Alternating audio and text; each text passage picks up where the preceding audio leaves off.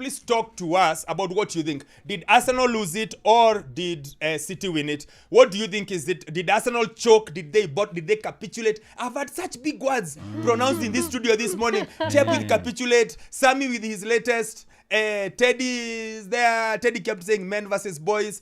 And Elijah is the one who seems to be the most logical person in the studio today, which is, I know it's, you guys are afraid. You're like, Allah? Hey? Yeah. Behind all that noise is a smart young man. It's just that he has, he gets delusional. You know, he gets delusional because he's among the few guys who can actually remember Arsenal last winning the league. You know, it also helps. He may have been in primary school, but he remembers. Anyway, for the first time, Elijah has given an honest assessment of Arsenal. Yes, Naf, I said he's a smart guy. William Wetu says Arsenal won games they had no business winning, and then the dreaming started. So I get the feeling seems to be some people. So what do you think? Arteta said we're in the phase 3 of the project. The aspect Arteta knew there was like a weakness, especially on our subs. So I like the fact that this seems to be different now. And Sarah says Trossard went to Arsenal and became a flop. I don't think he became a flop. I think I think he stayed true to his colors. Generally, that's the way his season is. Trossard is never a top guy. He was nile tu angeweza. Was the Arsenal season a flop? No. Did they capitulate? No. Did they bottle it? I don't think they bottled it. Why do I think they didn't bottle it? Who's the youngest squad in the Premier League? Arsenal are the youngest squad in the Premier League. What that means is, when you're playing with no pressure, everything is great and everything is flowing and you're flying and everything looks good.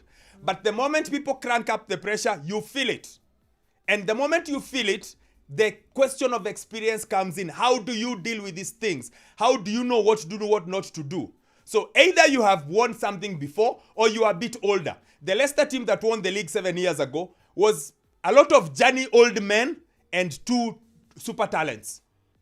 N'Golo Kante, Riyad Mahrez, and a lot of other journeymen, but they were all in their late 20s, early 30s. Like, there were guys who've been around the league, League One, Championship. They had that kind of experience. Yeah. This Arsenal team is full of kids, including their manager.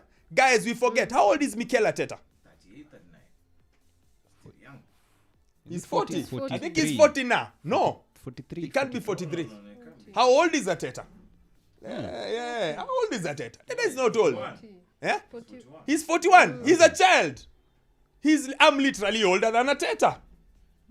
I'm literally older than Arteta. So, he's 41. It's his first main job as a coach.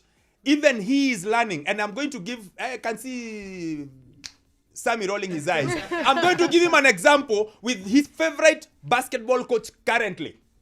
How was Eric Spoelstra at 37? How is he at 52? Yeah, he's better. He was a film coach. Yes. No, forget film coach. That's when he was in his 20s. Yeah. His first big job was when he was 37. Yeah. How much did he struggle when guys were killing him with D-Wade? Yeah, he was. It's the same thing. So why are we thinking Arteta would be different? So that's my first thing. I think they were just young and the pressure got to them. Now, the biggest problem is because Arsenal fans are so starved of success, you've got to go back to 2004. Such that once you see a sign, everyone jumped on it. And that wave became so big. Now, did they get some things wrong? Yes, they got some things wrong. Yes.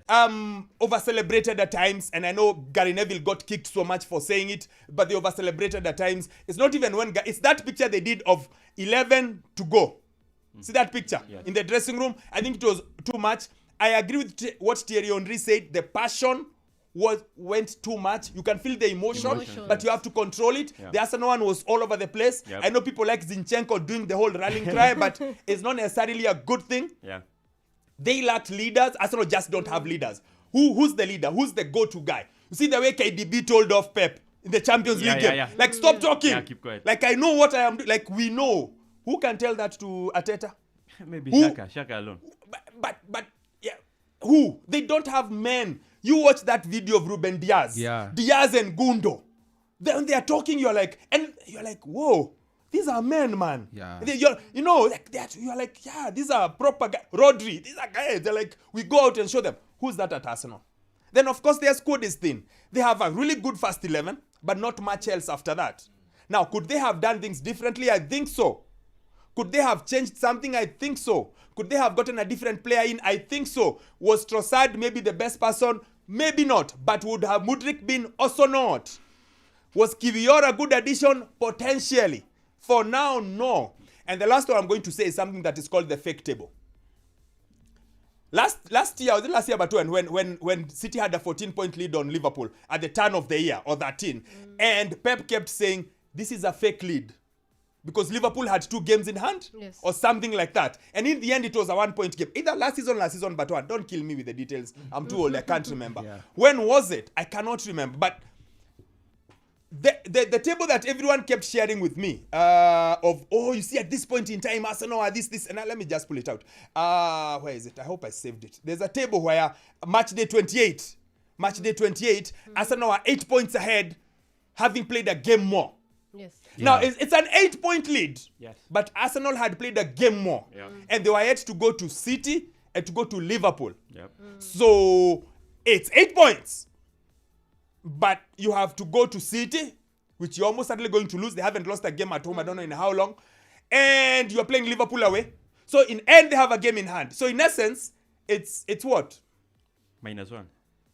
It's something like that, yeah, or a 2-point lead. Yeah. But it's looked like an 8-point lead. Now, would they have gone in and won it? Yes, they would have. Would it have been great? Yes, like Chep said. When you are ahead on City, you put the pedal down all the way to the end. Yeah. But you can't do that with the youngest squad in the Premier League. Show me a place where the youngest team has gone on and done something great. And I encourage you to pick any other sport. Don't just pick football. Pick basketball. Pick American football. Pick wherever. Pick a place where a team that is so young has gone on all the way and done it. Now, it would have been great if Arsenal won it because, come on, 5-6 is too much for the supposed best league in the world. Arsenal fans will feel very disappointed, understandably. City will feel great, understandably. Arsenal fans will feel, but I feel like there is an overreaction both sides. Like there's an overreaction on this side and on that side. Like, I think in September, if last September you told someone Arsenal would be second, they would have bitten your hand off taking it. But then they didn't. And things went crazy. That's just the way I see it. I could be wrong. Talk to us. #IsFootballFix. It's a few minutes past 12 because I've gone all the way yapping. But that's what I do. When we come back, we'll finish this conversation so that we can go to the other games. Believe it or not, there was some other football played yesterday. But what seems to matter is the fact that there's a new champion, and the team that I thought would win from January didn't win. Yes, and that's how the cookie crumbled. Good afternoon. #1 radio station. Shake your boom boom boom boom like that. Nation